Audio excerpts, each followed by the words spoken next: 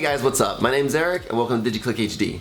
So today we're going to be looking at this MacBook Pro. It's fully loaded. I hope you like the little epic intro I made for it. I know it just looks like an ordinary MacBook, but I felt like since it was such a great computer on the inside, that it really needed to have some kind of epic goodness on the outside. I hope you liked it. Getting into it, I'm going to just compare this MacBook Pro so you can see how it's fully loaded one from 2015 compares to the other computers. And so you can see the power that's being packed inside of this compact, awesome computer. So let's get right into it.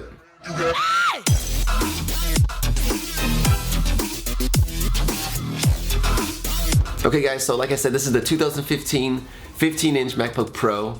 And on the inside, it has the 2.8 gigahertz Intel Core i7, along with 16 gigs of RAM, DDR3, along with the Intel Iris Pro, and also the hard drive has been upgraded to the 1 terabyte flash storage.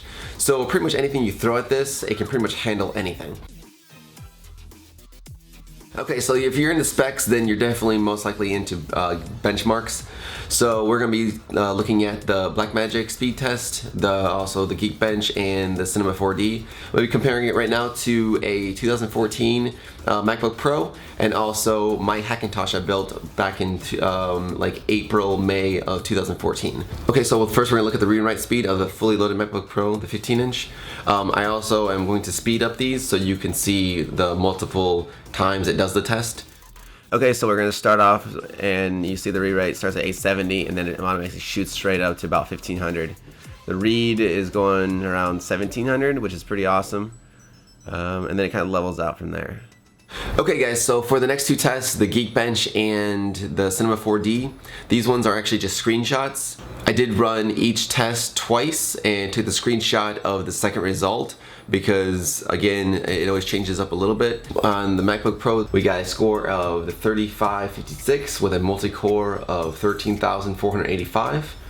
And now running the Cinema 4D bench, we got the OpenGL at 62.76 frames per second, and then the CPU at 598 CB.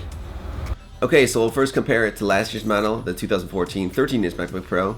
This also has a SSD in it. I don't remember exactly how big it is, but it's running a 2.6 gigahertz i5, and it has 8 gigs of RAM, and it has the Intel Iris. So let's first look at the Blackmagic speed tests.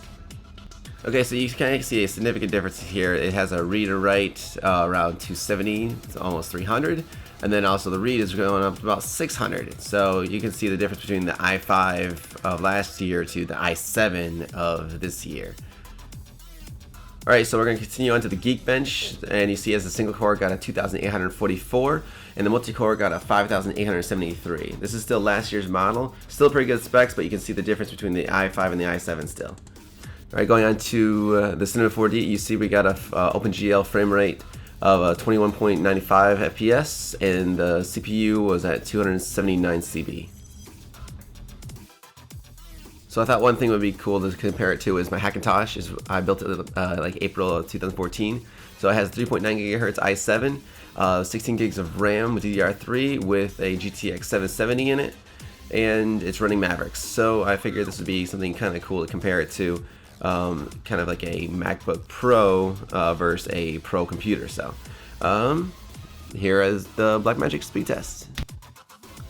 Okay, so when I started this test, I thought it would be very comparable to the 15-inch MacBook Pro, but as you see, it's getting the numbers very similar to the 13-inch for the first like 2 rounds. Then after that, it kind of dips down and something doesn't go right. So I'm guessing it's because it is a Hackintosh, it's not totally reading it correct. So something went wrong, not exactly sure, but you can still see a couple numbers to compare it, at least the first 2 numbers.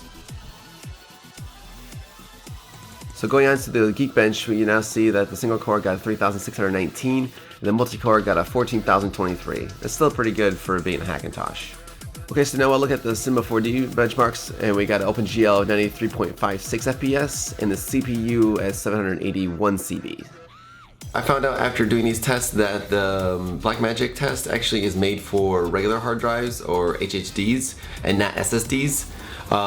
So I don't know really how accurate the Blackmagic read and write speeds actually are, but you can still kind of compare them to each other and might give some kind of result. But for some reason it actually did not work on my Hackintosh. That could be for multiple reasons, mostly probably because it is a Hackintosh. So sorry about that. Anyways, you can still see some numbers that I think it was okay for the first 2 rounds that it did the 2 tests, and then after that it just started getting really terrible numbers. Alright, so you can see here, these are the final results. These are taken, all these numbers are taken from the second test on all of them. So that's from the second Blackmagic test, the second Geekbench test, and the Cinema 4D test. That's the reason it says the scores of the second test in the corner. Okay, so just to compare some of the final results, you see with the Blackmagic speed test, even though it failed on the Hackintosh, I still put up the numbers. The MacBook Pro 15-inch blew everything out of the water there. And then going on to the Geekbench, the i7s between the Hackintosh and the MacBook Pro 15-inch got very comparable numbers. The 13-inch was significantly less on the multi-core and just a little less on the single-core. And then going on to the Cinema 4D, you have to remember that the Hackintosh is a fully built like tower PC that has a full graphics card, a GTX 770. The MacBook Pro has a graphics card built into a laptop, so it's going to be significantly smaller, but still it got pretty impressive numbers. And then the 13-inch MacBook Pro, of course, was the smallest out of all of them, and you see that with the numbers also. So even though all these computers are very significantly different, they all are very capable machines. They can do amazing things, but it's just very impressive just to see how this 15-inch MacBook Pro, being so small, can pack so much power compared to even like my Hackintosh, which is built to be basically a Mac Pro. That is very incredible. So I hope you liked this little comparison video. I wasn't really sure on how to really compare it, but I just kind of wanted to show off this fully loaded MacBook Pro. It's actually my roommate's girlfriend's, but she let me borrow it for a little bit, do some tests on it, and kind of play around with it. It's awesome, but I love my Hackintosh. It's basically the same thing, just hers is in a much compact, smaller version, which would be really nice, so I could lug that around. I have I think a 2012, I believe, MacBook Pro. So it has an i5 in it still, and I mean, it's 3 years old. It does what I need it to do, but it's nothing compared to my Hackintosh. So, I will be having some more videos come out hopefully very soon. I'm going to try to be more on top of all this. And thanks for watching. So if you have any comments or questions below, I'll try to answer them. I'm not sure how much I can really answer because I don't really have this computer, but if it's a general question, I might be able to just let you know. Okay, so thanks for tuning in. I will see you guys in the next DigiClickHD video. Catch you guys later. Alright, bye.